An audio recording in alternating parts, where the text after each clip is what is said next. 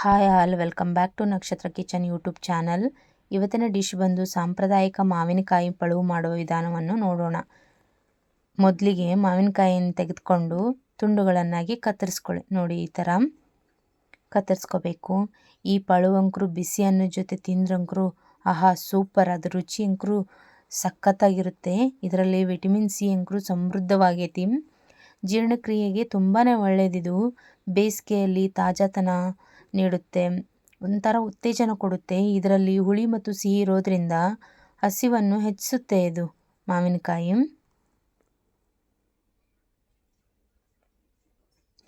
ನೋಡಿ, ಈ ಥರ ಕಟ್ ಮಾಡ್ಕೊಂಡಿದ್ದೀನಿ. ಒಂಥರ ಕಟ್ ಮಾಡ್ಕೊಂಡಿರೋ ಮಾವಿನಕಾಯಿಗಳನ್ನು ಬೇಯಿಸ್ಕೋಬೇಕು.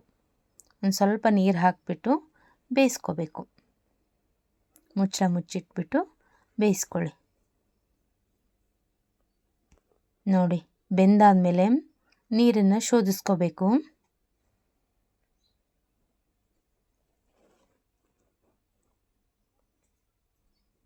ನೋಡಿ ಯಾವ ರೀತಿ ಬೆಂದಿದೆ ಅಂತ. ಕಲರೇ ಚೇಂಜ್ ಆಗಿಬಿಟ್ಟಿದೆ ಅದು ಬೆಂದಾದಮೇಲೆ. ಇದರಲ್ಲೇ ಗೊತ್ತಾಗುತ್ತೆ ಇದು ಬೆಂದಿದೆ ಅಂತ.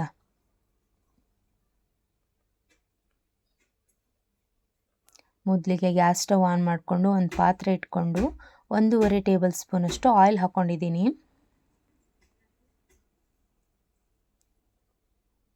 ಸಾಸಿವೆ ಹಾಕೋತಿದ್ದೀನಿ.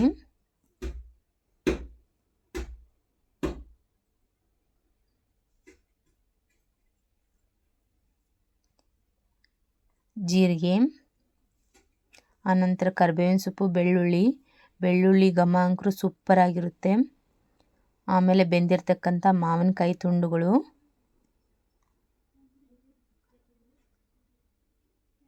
ಹಾಕ್ಬಿಟ್ಟು ಚೆನ್ನಾಗಿ ಮಿಕ್ಸ್ ಮಾಡ್ಕೊಳ್ಳಿ.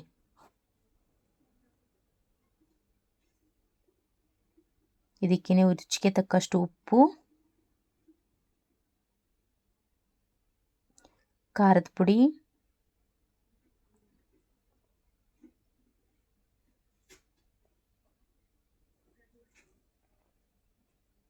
ಆನಂತರ ಅರಿಶಿನ ಪುಡಿ,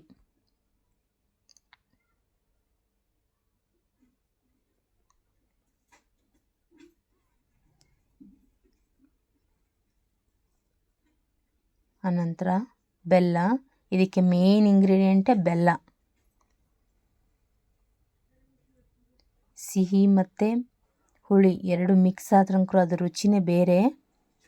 ನೋಡಿ ಫ್ರೆಂಡ್ಸ್, ಚೆನ್ನಾಗಿ ಮಿಕ್ಸ್ ಮಾಡಿಕೊಂಡು ಮುಚ್ಚಿಟ್ಬಿಡಿ. ಮಾವಿನಕಾಯಿ ಪಳುವು ಸಿದ್ಧವಾಗುತ್ತೆ.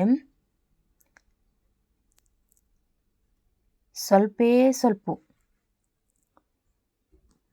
ಒಂದು ಅರ್ಧ ಟೀ ಕಪ್ನಷ್ಟು ನೀರು ಸೇರಿಸ್ಕೊತಾ ಇದ್ದೀನಿ. ಒಂಚೂರು ಕುದಿಯಕ್ಕೆ ಬಿಡ್ತಿದ್ದೀನಿ. ಮುಚ್ಚಿಟ್ಬಿಟ್ಟು ಕುದಿಯಕ್ಕೆ ಬಿಟ್ಕೊತಿದ್ದೀನಿ. ಒಂದು 5 ನಿಮಿಷ ಇದ್ದರೆ ಸಾಕು. ನೋಡಿ, ಸಿದ್ಧವಾಗುತ್ತೆ. ನೀವು ಇದನ್ನು ಟ್ರೈ ಮಾಡಿ, ಹೇಗಿದೆ ಅಂತ ಕಮೆಂಟ್ ಮಾಡಿ, ಲೈಕ್ ಮಾಡಿ, ಶೇರ್ ಮಾಡಿ, ಸಬ್ಸ್ಕ್ರೈಬ್ ಮಾಡಿ.